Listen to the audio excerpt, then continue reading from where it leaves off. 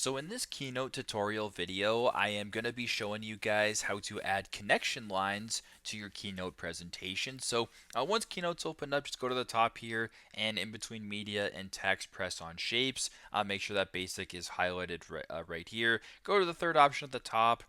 To where it says connection line, simply go ahead and press on that. So once you have connection line open up, what you can actually do first and foremost is just make it a little larger. And if you want to change that how these lines are connected, right at this point in the middle, this little green arrow, you can actually move this in whatever angle you're looking for. And this will kind of show you guys how the lines can stay connected while moving the angle of the lines that you inputted. So very straightforward, very simple.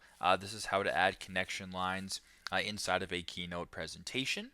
Thanks again for watching, and I hope this video helps.